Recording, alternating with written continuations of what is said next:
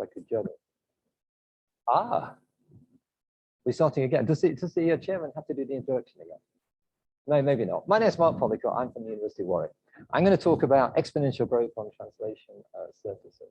And let me begin by saying it's a great pleasure to be here in Bed Leather, particularly in this wonderful new lecture theatre, which is very entertaining. And let me also begin by thanking the organizers for their kindness in inviting me. It's a great pleasure to be here. What I would like to do is to talk about exponential growth on translation surfaces, hence the title. And this is a joint work with one of my graduate students, Paul Colognese. And originally I had intended to give a talk using beamer slides, using lots of wonderful technology and lots of pictures and things. But then I thought it's an entire day when we're going to see stuff on the screen. So I thought maybe I would try to do something live, the real person sweating at the board like the old days.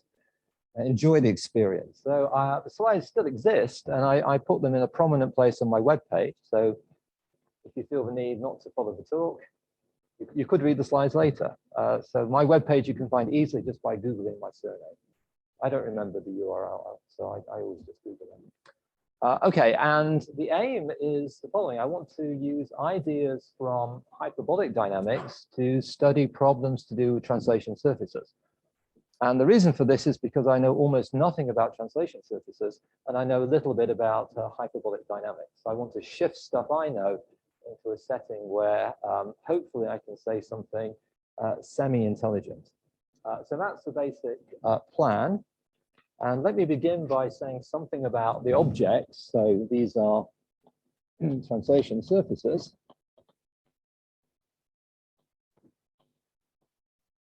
And their friends sometimes call them flat surfaces. So the idea is that I have a surface, hence the name, and this will be a compact surface. And I will try not to write too small. And it's a compact surface, but it's flat, so it has a flat metric.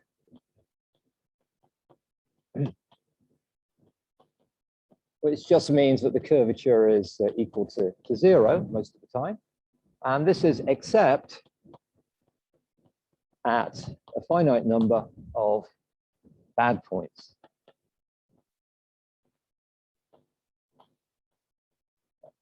Which are called singularities. So generally, if I remember correctly, I'll denote this finite set of singularities by big sigma lying inside the space X. And this is a kind of very bland definition, but let me try to give some examples and a kind of very simple construction. So the construction is basically the following. You take a polygon in the plane,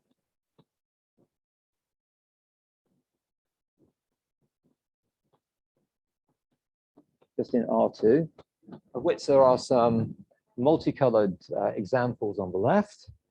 So if you're colorblind, it's very hard to make out the colors. Possibly on the screen, it's also a bit complicated, but you just have to imagine how it would be. These polygons have the property that they have pairs of parallel sides.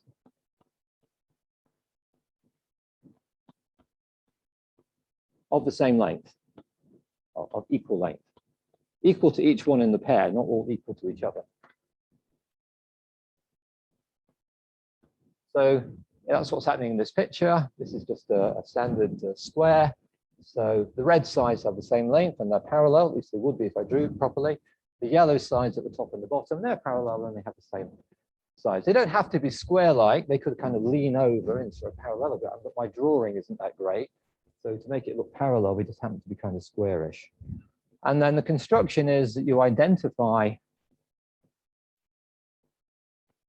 the parallel sides,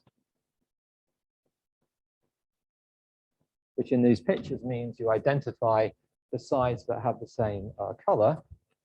And then, in addition, you have to identify the vertices and the angles around the vertices of the polygons, vertices. will add up to something, but they can add up to more than 2 pi. Add up to 2 pi, say k, where k can be greater than or equal to 2, and a natural number. And these are what are called cone singularities. Cone singularities. Okay, sounds easy. So the first one, which I will call example 0, is very easy, of course. It just means that you're taking a square, as we teach lots of students. A flat torus just means that you take a square, this is a piece of paper, for those of you who like props, and you identify the opposite sides, which is kind of hard to do all at the same time. But you identify the opposite sides, and you should get a torus. So what you get under the identification is a torus for which the genus number of holes is equal to 1, and the singularity set, well, in fact, is equal to the empty set, just a standard flat torus. If you take the second example, so you identify the opposite sides, then what you get is something slightly more complicated. So it's a surface of genus 2. But here there are singularities. So each of these corners, including these mid bits, all get identified to the same point. And this turns out to have a single singularity of angle, which will be 6 pi. Why is it 6 pi? Well, because if you start on this side and you go around to here, and then reappear over here and go around to here, and then reappear up here and go around to there, reappear over here because they're all identified, go around to here, reappear over here, go around there to there, reappear down here, around here, and go up to the top, getting lost in this, maybe it's up here and down here, and then you reappear and you come back to here, and you're back where you started. So once you've gone all the way around all these corners, which are all stuck together, as the sides are stuck together, it should add up to 6 pi. So this is a singularity. Otherwise, the surface looks completely flat, but at this single point, you've got these 6 pi angles crammed in. But the best way to think of it is just as a neighborhood of this single identified point. So that's a very simple example. The one underneath is the third example. This is example 1. And this is example 2. So here there are 2 components. So the game is that you have 2 copies of the torus, 2 squares. So here, for purposes of exposition, are 2 pieces of paper. Each one of these will be identified into what you might think is a torus. But to make it into one surface that's connected, you put a slit in each of these tori. So just to entertain people, you can do this at home, or in the comfort of your own chair, if you like. You take 2 pieces of paper, you tear a slit down the middle, like that. So now you have 2 pieces of paper with slits in them. And then the idea is that you want to identify these 2 surfaces along the slits. So these guys here are colored because we're identifying either side of these slits in this way. So I prevailed upon the people at the reception to give me some sellotape. So here's one I prepared earlier. So here are another 2 pieces of paper with slits, slightly wider looking slits. So each one is going to be a torus. And on this torus, you get a standard torus, which is flat, and then, but they're stuck together along this slit because of this identification here. So each of these guys is my piece of paper. It's just a flat torus. And then I'm identifying it along the slit. And what happens is that when you do this, you end up with a surface of, again, genus 2. Here it is.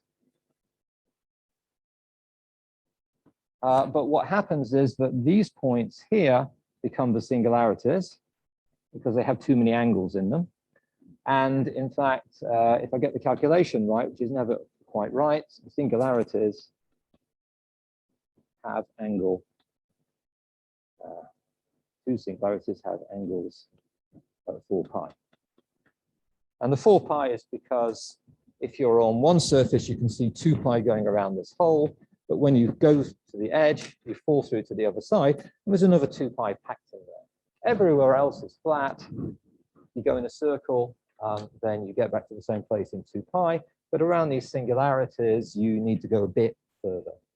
For those of you who like to look at slides, on the slides, I have a picture of the surface, and I also have a picture of an ant. So you could imagine an ant walking around this singularity, and it's the distance it travels. So most of the time, it's a flat surface, but then some of the time, it ain't. Okay, so what can we say about these things? Well, I used to be kind of interested in geodesic flows, so it's not a bad idea to look at geodesics. And so by geodesics, I mean the usual thing. It's just a curve on the surface, which is locally distance minimizing.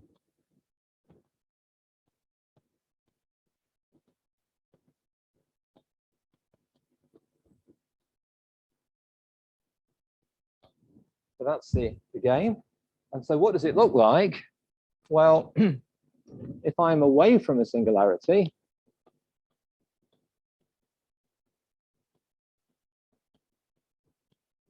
then in fact, I'm on a flat part of the surface and it just looks like a straight line.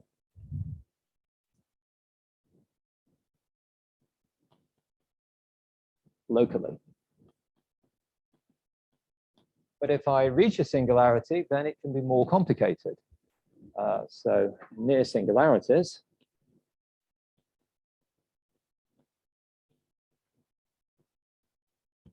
well, you can get the following sort of stuff. So here is a sort of heuristic picture.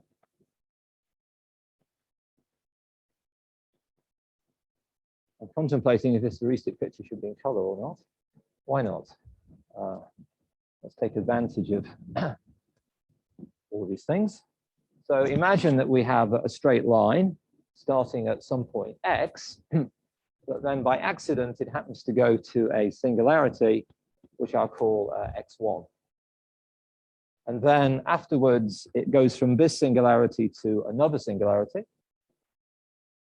And then after that, it may dart through a whole sequence of singularities until eventually it gets to its final singularity, which is xn. And then after that, I might go off to some other point, which I will call, what will I call it? Let me call this guy x0, so the ordering is correct, and this point will be x. So the idea here is that x0 and x are just points sitting on the surface, and I want to join them by a geodesic. What does a geodesic look like? Well, if they're nearby, it's just a straight line. But if they're further apart, it might be that they're joined by a more complicated curve, a bit like this. And so let me call this point x2, and I've got the notation correct. So this is just meant, this piece here is just meant to be a straight line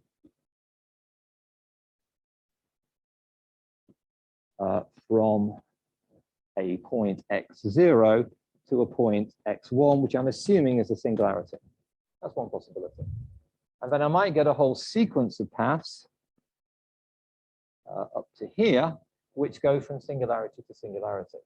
So these are all straight lines. And these straight lines are from, say, xi to xi plus 1. They're in the singularity set, the bad set. And these are typically called saddle connections. Got to call them something. Why not?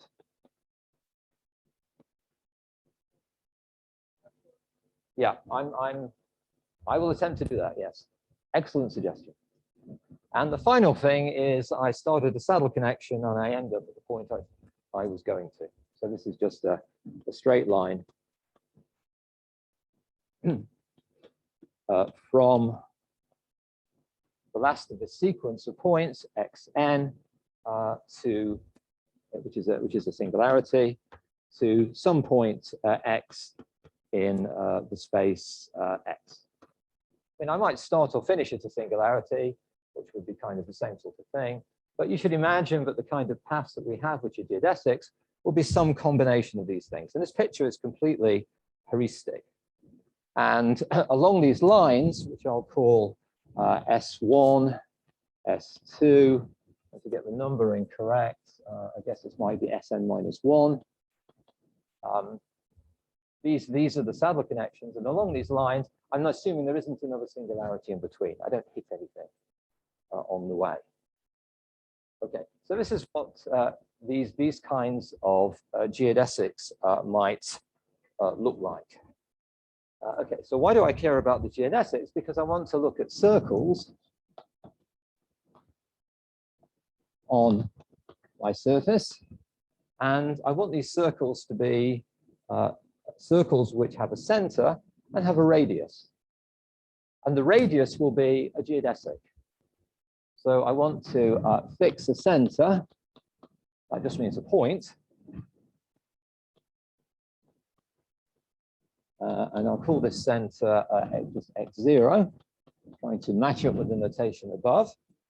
And for any r greater than 0, I want to consider a circle of radius r by a geodesic centered at x0.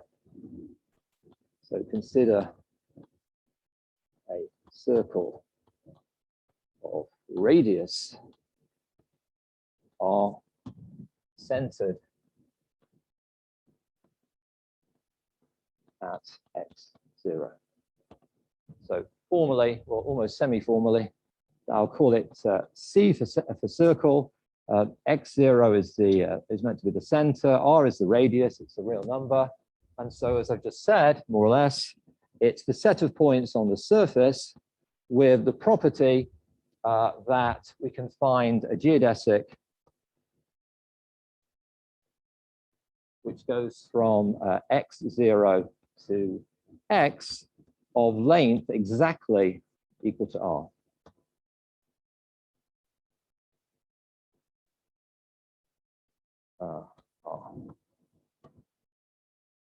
Okay, so that's the sort of thing we want to look at. So what I should say is that, of course, if you have a small radius, then even in the toral case, what will happen is that you start at some point x, and then what you think is a circle is indeed a circle.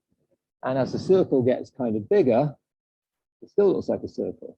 But as it gets even larger, because of the identifications, it will, in fact, reappear in various places. So I guess it'll look something like this. It will start overlapping itself as the radius gets bigger. I don't require that these geodesics are the shortest global distance between points. I'm just assuming that locally they're the shortest. So in the case of a flat torus, you could just think of a circle in the plane, which you then just project down to the torus, and it would kind of get all messed up. And another way to think of it is that it's all the points which lie at a distance r by a geodesic of this kind.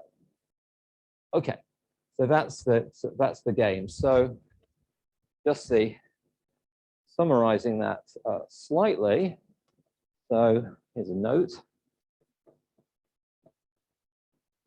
So when r is small, maybe very small,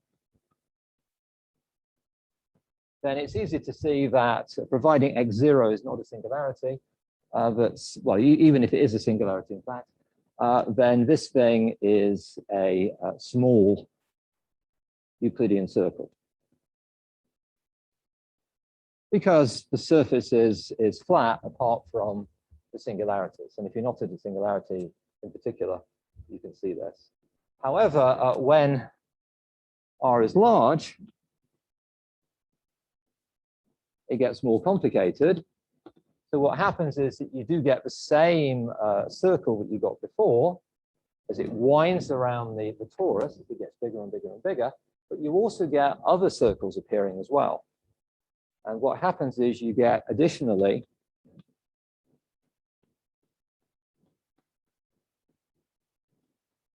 you get more of these Euclidean circles.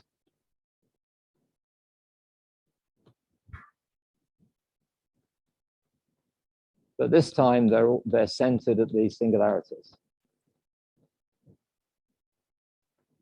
That sort of thing. So if we look at one of these examples, so for example, this guy, we'll try and get rid of these angles that I skillfully drew in, or unskillfully get rid of them by erasing bits of it which I didn't intend to erase. Since I now have to find the same colored chalk, life is full of these challenges, but I'm sure I can rise to them. My lack of training as a geometer is becoming somewhat evident. Okay, so this is the side down here. Okay, so in this picture, what happens is the following, that you might start at this point here. This might be our point x0. And then as your circle gets bigger, it's a small radius, and then the radius gets a bit bigger. And then eventually it will get big enough that it touches this, this singularity, this guy, which is identified with all these other points, including that guy. And what happens is that as you get larger than the distance to the singularity, then in fact, circles start appearing over here, because the shortest distance, maybe not all of these, but most of them, because the shortest distance from this point to this point is actually to dip into the singularity and to reappear over here. So it's because of this identification that you get that as circles get bigger, you get new circles appearing, bubbling up at these points here. It's a kind of consequence of the definition. So I'm contemplating whether or not to do another demonstration. Maybe not. Let me write down next the following. So let me give a definition. So if you think of this phenomena, so you start off with a point, you look at a growing circle. Circle gets bigger and bigger and bigger. It wraps around the surface. Every time it hits the singularity, you seem to get these new circles bubbling up, and then they also grow in size, and they also hit singularities, and they also kind of spring up more and more circles. And what happens is you get an exponential growth. And so the questions I wanted to ask and hopefully answer are the following. Well, the first thing is how does the total length, which I will denote by L of C of x0 of R, grow with R. So in the Euclidean case, the first example, which is a flat torus, then clearly it only grows polynomially. It goes like pi r squared. It just gets bigger and bigger. It might wrap around, but there's no reason for it to grow any faster. But in the case of the singularities, this bubbling effect where you hit a singularity and there's more ripples appearing around those singularities, it causes some sort of exponential growth.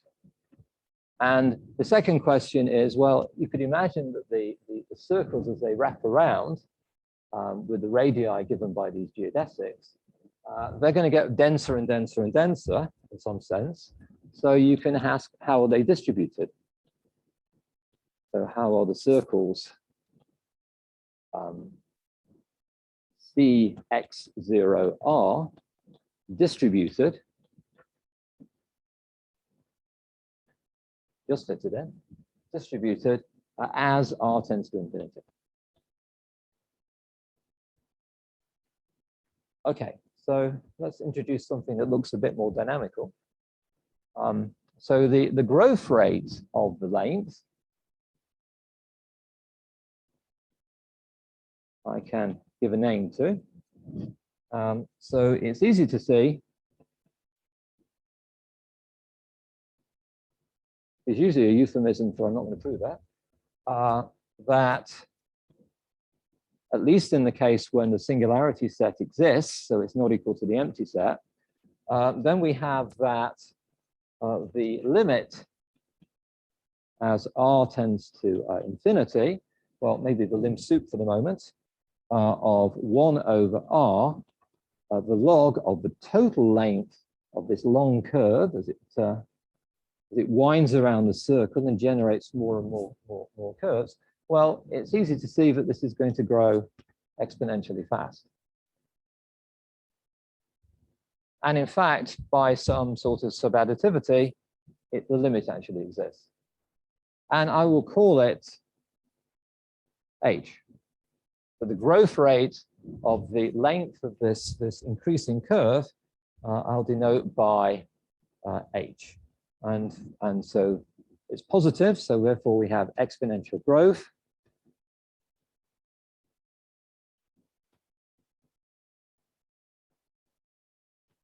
And I'll call this the entropy.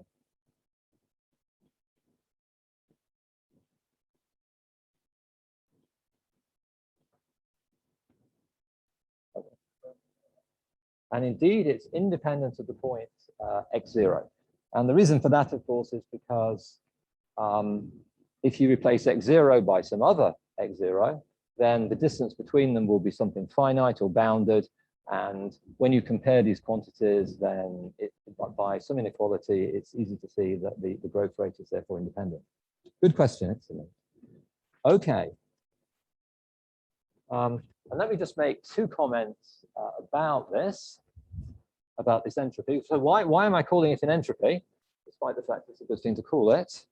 And the reason is because there's some sort of historical parallel. So if you're somebody who's interested in geodesic flows on negatively curved manifolds, then of course you can define the entropy in a zillion different ways, and the topological entropy in a zillion different ways, such as the Bowen definition, which is nowadays very fashionable. But in fact, there's another definition which is called the volume entropy. Sure. The surfaces above, the ones I've deleted. Yeah. So the torus, the flat torus, the first one, example 0, does not have exponential growth because it's just a big circle growing polynomially. In the other examples, the answer is yes. They both have exponential growth. And the reason for that is because they have singularities. As soon as you have a singularity, it's going to generate exponential growth. Let me just make these 2 comments, and then I will elaborate on that a bit more. And so the first comment is that the reason I called it entropy is by analogy with Manning's definition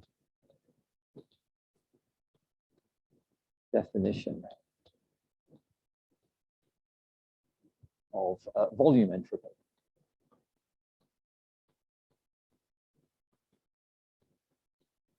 So those of you who are familiar with Manning's definition of volume entropy, enjoy it. If you're not, then I'm mentioning it for 2 reasons. One is because Anthony Manning is a colleague of mine, so I'd like to give my colleagues a plug. And secondly, because it's an extremely nice paper. It's very, very readable and very short. And so this is in the context of surfaces of non-positive curvature. And that's the reason, the motivation for calling it an entropy. And secondly, this definition is equivalent to another definition given by somebody else, to a definition of a gentleman whose name I'm not exactly sure how to spell, but let's have a go at it. And this is from his PhD thesis from 2012 from Bonn, in fact. Bonn meaning it's a good thesis, and also that it's from Bonn. Okay, so before I state the theorems, let me just take a slight pause to do 2 things. One is to check the time, and the second is just to elaborate on where this exponential growth is coming from. And this will give me the opportunity to do something I've never, ever done in a talk.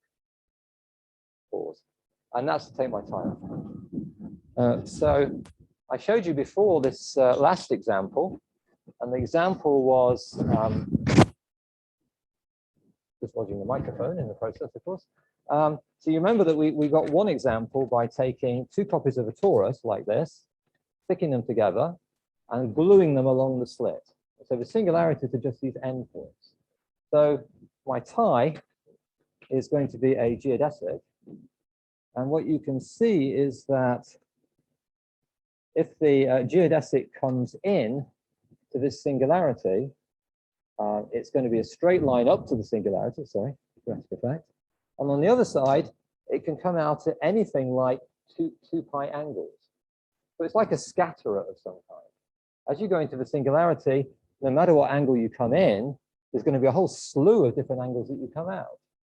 And this is where the kind of hyperbolicity of some kind is appearing.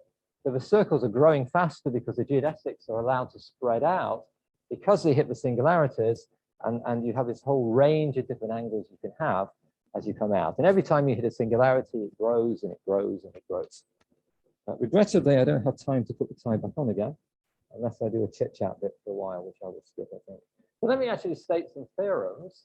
All of this is just kind of preamble, but let me try to address the two questions that I posed.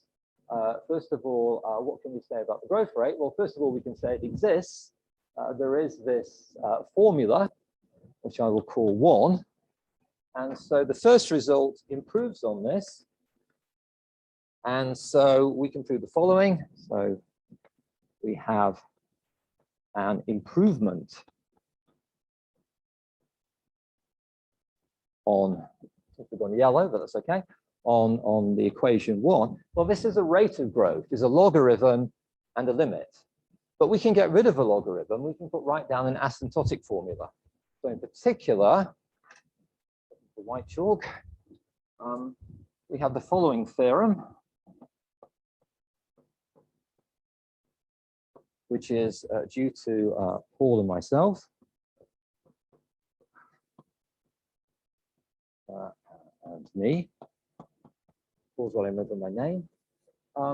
And that says the following: we can find some constant greater than 0, which will depend on the point x0 probably, with the property that if I look at one of these large circles, x0 of r, so x0 is fixed, r is growing. I'm looking at the length of this big circle defined in terms of points going to x0 by some geodesic.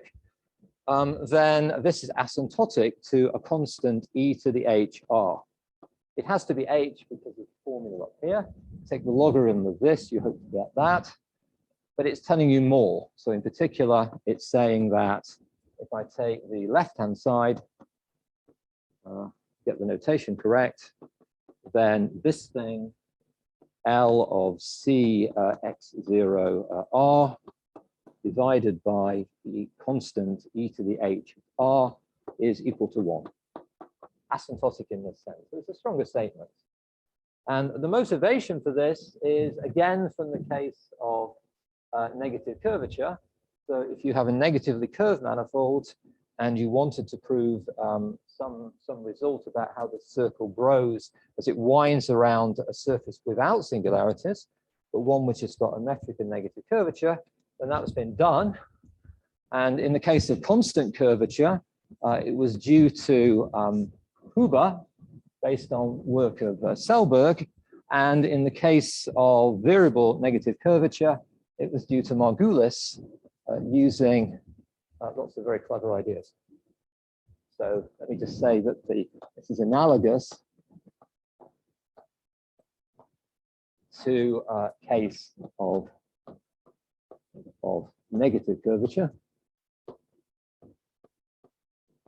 which, if I was consistent in my notation, I'd write kappa smaller than 0 and mention Huber in 1959, excellent year, and somebody else, Margulis, from 1969, possibly earlier, but that's when it was when it appeared. So the first question we can sort of answer. We can say that they grow at this sort of very nice limit, which is, of course, as r tends to infinity.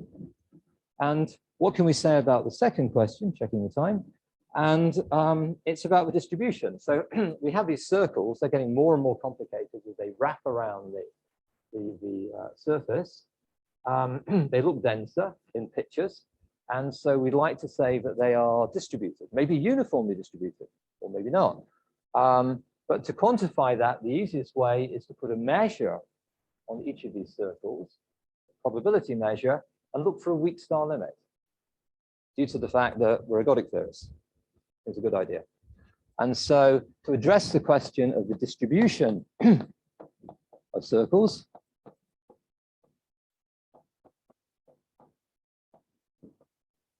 we have to introduce some notation. So I'll let mu of r, so this is going to be the measure on the circles C x0 r. So this is going to be the normalized arc length measure.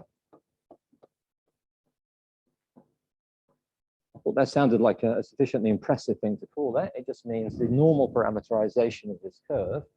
So you take the normalized arc length measure on the curve, C x0 of r, and then we can in particular think of it as just being the following. So if I have a function f, which is going to be a continuous function on my surface, singularities don't whoops into the real numbers. Singularities don't mess up anything being continuous, so we can do that. And then we define the integral of f d mu of r. So the integral, so the measure is defined by what it does to the integral. And as you probably guessed, what we do is we just integrate around the circle x0 of radius r, and we integrate our function at the point x, so x is a point on this curve, with respect to lambda of x. I'm not sure this notation is particularly useful. I think the words are just as easy, but this is just the natural arc length measure. Arc length.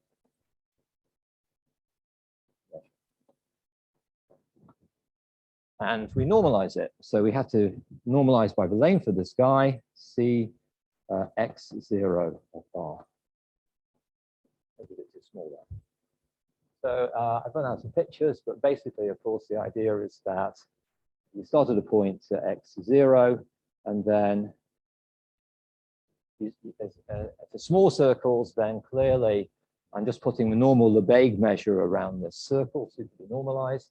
And when it hits these singularities and you get these other circles bubbling up, they're also getting the same Lebesgue measure put around them. So it's a natural measure to put on this guy. And having done that, let me see if I can fit the theorem in, but maybe I'll put it on another board. Excellent. So I've got a sequence of measures.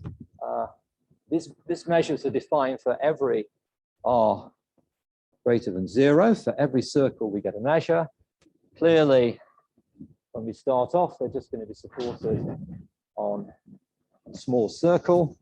As they get bigger, you'd expect them to be supported on more and more of the space, whatever that means. And ultimately, we want to know what happens if we take the limit. We'd like them to be dense, so we might like them to be distributed like some particular measure. And so the second theorem addresses this second question. And it says the same. It's also by myself. And all it says is that indeed there is a limit. So there exists some measure mu, some probability measure. There exists a probability measure.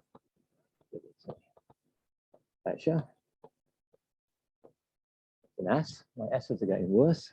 That's an A. Measure. Which I'll denote by mu on X. That's an O. On X, such that indeed the sequence of measures that we're constructing, sitting on these circles, mu of R converges to mu in the weak star topology as R tends to infinity. So there's a limit to these measures. Kind of nice. It is probably dependent on the choice of the center, yes. It's slightly complicated. Let me just say the following.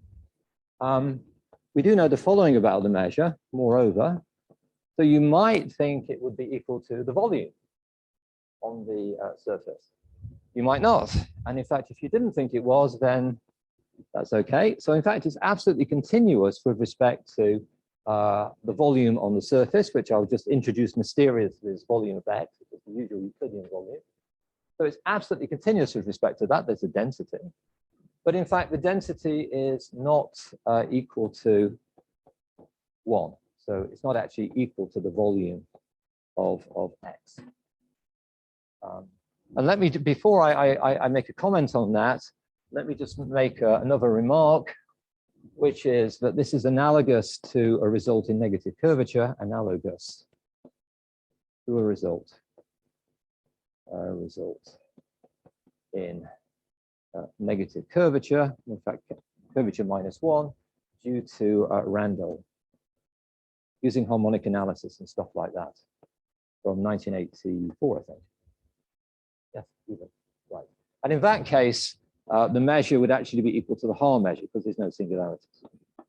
Okay, so what it's saying is that, well, these circles are growing at an exponential rate. They have an asymptotic. That's what theorem A says. If it had an A, it would be a theorem A. Now it does. And theorem B is saying that these circles are actually nicely distributed in some sense. So they distribute to a measure which is something like the volume, but not quite equal to it. And the reason that it's not quite equal to it is because there is a bias towards being near singularities. As the circle gets bigger and it hits the singularity, every time it hits the singularity, more circles bubble up, and there's more weight given to these singularities. So this measure has a density, which is a kind of superposition of densities which are of functions which are centered on these singularities. So it's a phenomena because of the exponential growth and the fact that the exponential growth comes from specific points rather than growing everywhere like you have in a negative recurrent manifold. So that's the main feature of it. So I make it 946. Get with the German. Good. So let me therefore, rather than plunging into, oh, maybe I should actually say something about the proof. That would be better, wouldn't it? I was going to give you some random comments and thoughts and speculations, but let me say something about the proof, since then at least it looks a bit more dynamical.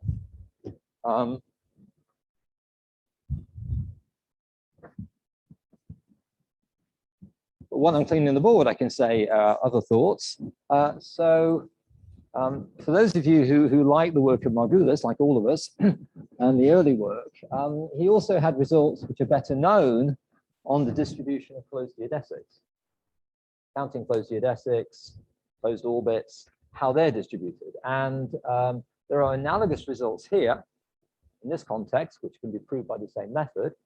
And the counting argument was announced by the result, the asymptotic analog of this for closed orbits, which I haven't written down, just a counting thing, was announced by Eskin and Rafik, but they haven't published the proof.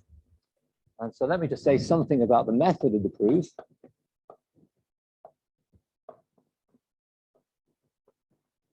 Which will be perhaps nicer for people that don't like pictures of surfaces so much. And so the key point is to keep track of strings of, let me call them S1, S2, Sn-1 of saddle connections. So the thing about these geodesic paths is that the domination comes from the picture I drew before, where you go to your nearest singularity, and then you have this kind of dodgem thing where you go from singularity to singularity to singularity along saddle connection paths, that's what they're called, and then you pop out at the other side. So that's where most of the growth is coming from. And so keeping track of these is kind of important for the radii, radii. And so what's happening here is that these contribute circles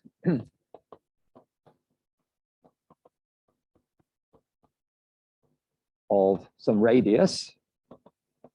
So if I started at a point x0, I went to my nearest saddle connection x1, and then I zipped between singularities along these saddle connections up to Sn minus 1, up to Xn, and then I popped out at the other end looking for the point I wanted to get to in the first place. Then I want to keep track of these guys, but this circle I get at the end is growing as the radius increases, because this circle that's being contributed will have a radius which would have been r if there were no saddle connections, but I actually have to take out all these lengths along here. These guys, 1, 2, 3, yeah. So I have to take out the distance from x0 to x1 to get me to the first saddle connection, and then I have to take out all the other guys. So that's L of S1 up to L of Sn minus 1. That's all the time it took me to get to this point, and after that I have a big circle appearing with whatever time I have left. That sounds very depressing, but anyway. And that works if it's positive. So we've got to keep track of these paths, and we have to keep track of these lengths. And so to do that, we introduce a matrix. So we introduce, which is something like a transition matrix.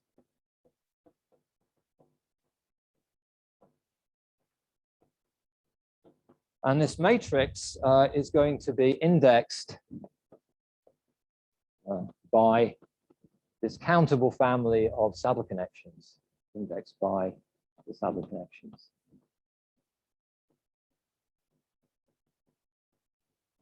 So in my calculation, I need one more board, which I have 1 minute to fill. So I want to write down a matrix which is going to keep track of these allowed strings, which are the things that tell me how many of these guys circles I'm going to have bubbling up. And so if I have a saddle connection S and another saddle connection S prime, then I can write 0 or 1, because that's what transition matrices normally look like. And it's 1 if I can actually have S followed by S prime as an allowed geodesic. And it's 0 otherwise. So this keeps track of how these paths fit together. It doesn't say anything about the lengths. So to keep track of lengths, so keep track of lengths, I introduce some. I introduce a value, a complex variable called Z, and then I denote another matrix, which will be of a similar sort. So I take the original transition matrix, and this time instead of a 1, I put in e to the minus Z times the length of that first saddle connection. So now I've got an infinite matrix which carries information about the lengths of these particular paths. But then to prove something, I'm going to introduce a complex function. So what is this complex function? Well, if I have a matrix, I don't want to waste it. I should do something with it.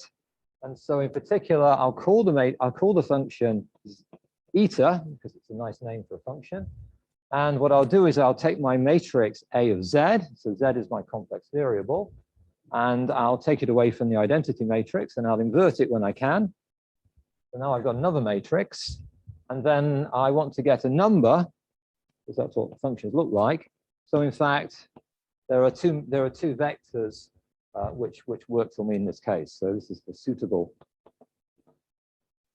U V vectors. And finally, I can observe that this thing here is related to the Laplace transform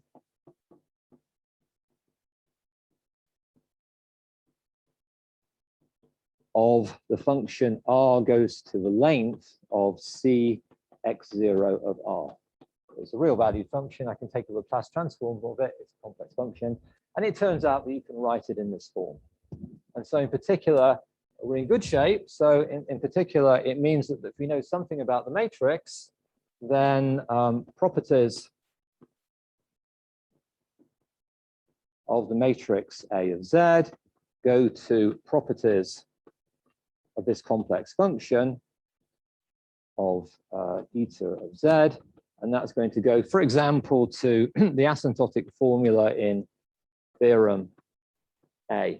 And how do I do these steps? Well, usually a good strategy is to invoke the work of great men. So if you have an infinite matrix and you will have such a function, well, this sort of thing was studied in the context of Markov extensions to interval maps. And so I would refer people to the excellent paper of Hofbauer and Keller, which is from 1984. So that's how you get from the matrix to the properties of this complex function. And if you wanted to then get the asymptotic out here, then let me refer you to yet another excellent paper, which is the paper of my supervisor, William Parry, which is from 1983. And that's the finite matrices, but the ideas are the same. And so the ideas underpinning these two results can be used to carry out analogs of these steps. In fact, analogs of these ideas can be used to carry out these steps. And this is just a basic strategy. So as you can see, the proof doesn't use anything much except kind of symbolic dynamic kind of techniques. It doesn't use any geometry at all. So in fact, the first 40 minutes of the talk were just me telling you everything I know about translation surfaces and more besides. And actually, most of the proof is just kind of straightforward ergodic theory, messing about kind of stuff. Thank you very much.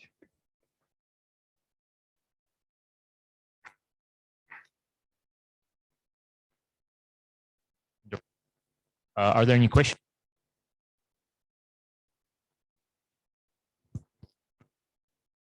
Thank you, Chuck. The question is, so when you look at the translation surface, is the number of singularities and the multiplicity reflected in the formula? Can you hear me or? So is the number of singularities of the surface and also the multiplicity, so the multiple of 2 pi you need to go around the singularity, are they reflected in the entropy formula somehow?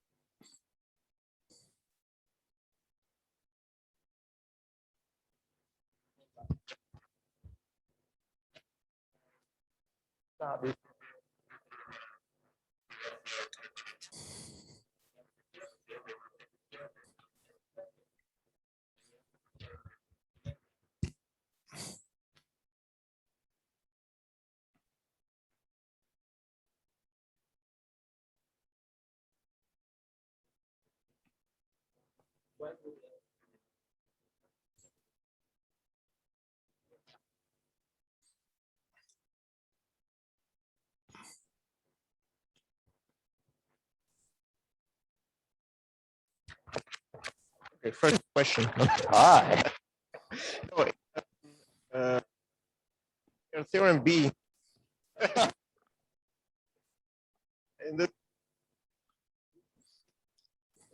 Do you know anything else about the density? For instance, it seems like you. Is it continuous? Oh, sorry. The density is continuous. I think it's Lipschitz even, but not smooth. And the way that it works is because, as I said, it's a sort of superposition of things. You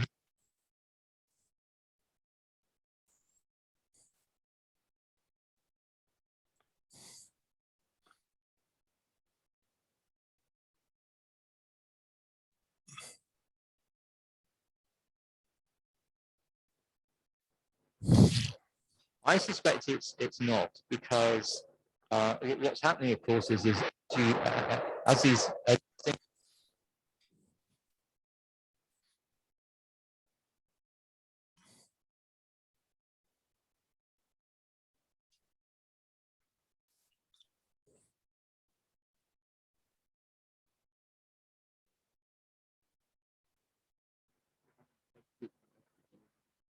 yeah, life is full of things I haven't proven quite. But on this occasion, this is something I'm not even trying to.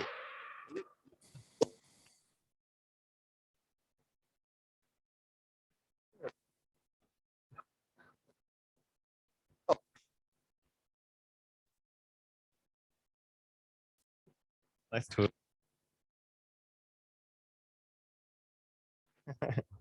So I asked myself, if you take the following data, so basically you start with your singularities and you kind of connect them with geodesics, so immediate ones, and you take this kind of graph. Yep. Is it already enough to compute the entropy? So a weighted graph, maybe also with the distances. Yeah, there are complications with computing the entropy. In simple examples, it's possible to. The entropy is completely determined by a knowledge of the Saddle connections, that is the distance between things. But there are infinitely many because they wind around between singularities. So if you know infinite amount of information, you can write down an expression and it's implicit, which means it's not always so great for computing. But what is also true is that the entropy gets approximated very quickly by finite amount of information. So if you give me the first 100 Saddle connections, it will give you a number when you try to compute it, which is very, very close to the real value. So numerically, it's easier. Analytically, it's a bit tricky. I'm thinking more about the combinatorial side. So basically, whether it's already enough to have this combinatorial information, and then you are like on this graph theoretic. I don't know, maybe there's a notion of entropy for graphs that kind of copes with this, and then you might explore this notion. This is fun. I mean, so the proof which I kind of sketched is basically graph theory, with some ergodic theory thrown into fun. So it's kind of straightforward. And as you say, yes. So the idea is just to shift everything over to the graph, to the picture we have in mind. People who do teach Markov partitions and these graphs, it's exactly the same sort of thing. And the entropy is thus justified in the same way. And there is just different formulas.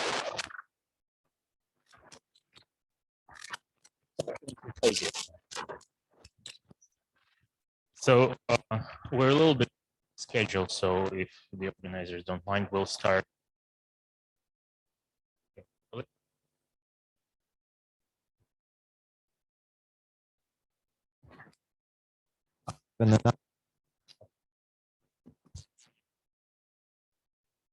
To an observation tower in Moshina. We'll go there by bus. Maybe we'll make a short walk. Everything depends on the weather, so it may rain in the afternoon, so take some umbrellas and jackets.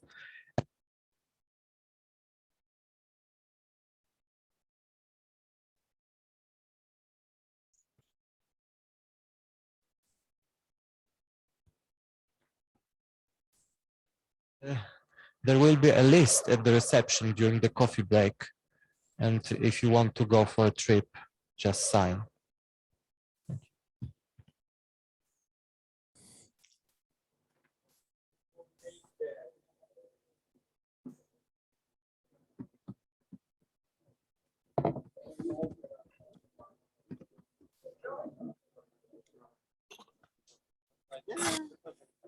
What? This is what I wrote to Central Panel. The second of it.